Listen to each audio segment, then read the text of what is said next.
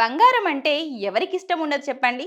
ప్రతి ఒక్కరూ బంగారం కావాలి, కొనాలి అని ప్రయత్నాలు చేస్తారు. ఈ నేపథ్యంలోనే ఎవరైనా బంగారం పోగొట్టుకుంటారా? పొరపాటున పోగొట్టుకుంటే దొరికిన వాళ్ళు వదిలిపెడతారా? ఈ నేపథ్యంలో బంగారం పోగొట్టుకోవడం లేదా బంగారం దొరకడం రెండూ మంచిది కాదని అంటారు పెద్దలు. ఒకవేళ బంగారం దొరికినా దాన్ని ఇంటికి తీసుకురాకూడదని చెప్తుంటారు. ఇలా ఎందుకు చెప్తారో ఇప్పుడు మనం తెలుసుకుందాం. మనం నడుచుకుంటూ రోడ్డుపై వెళ్తున్న సమయంలో ఎవరో పోగొట్టుకున్న బంగారం కనిపిస్తే ఏం చేయాలి? దాన్ని తీసుకోవాలా వద్దా? ఇది శుభమా అశుభమా వంటి ఎన్నో ప్రశ్నలు మనలో మదిలో మెదులుతాయి. అయితే బంగారం యొక్క ఆధ్యాత్మికత, జ్యోతిష ప్రాముఖ్యత విషయానికొస్తే బంగారం బృహస్పతి గ్రహంతో ముడిపడి ఉంటుంది.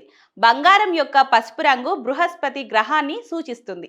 ఎవరిదైనా బంగారం దొంగతనానికి గురైతే ఆ వ్యక్తి జాతకంలోని శని, రాహువు, కేతువు అనే 3 గ్రహాల చెడు అమరిక కారణంగా జరిగి ఉంటుందని అర్థం చేసుకోవాలట. ఈ బంగారం పోగొట్టుకున్న వ్యక్తి జీవితంపై ప్రతికూల ప్రభావం చూపుతుందట. బంగారాన్ని కోల్పోవడం అనేది ఈ 3 గ్రహాలకు సంబంధించిందని పండితులు చెప్తున్నారు. కాబట్టి ఎవరైనా బంగారాన్ని పోగొట్టుకుంటే వారి జాతకంలో కేతువు, రాహుతో పాటు శని కూడా చెడు స్థానంలో ఉన్నాడని అర్థమట. కాబట్టి ఈ 3 గ్రహాలకు సంబంధించిన పరిహారాలు పాటించడంతో పాటు తగు జాగ్రత్తలు తీసుకుంటే మంచిదని చెప్తున్నారు పెద్దలు. ఇక బంగారం దొరకడం కూడా చెడు సంకేతమే అట. వాస్తవానికి బంగారం దొరికితే ధనవంతులవుతారని చాలా మంది భావిస్తారు.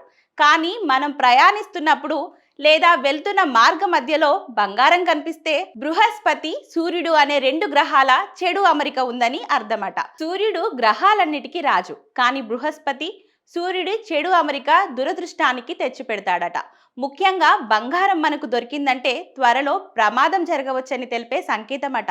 అలాగే రోడ్డు మీద బంగారం దొరకడం వల్ల కీర్తి ప్రతిష్టలు, గౌరవం, ఆత్మవిశ్వాసం కోల్పోవాల్సి వస్తుందట.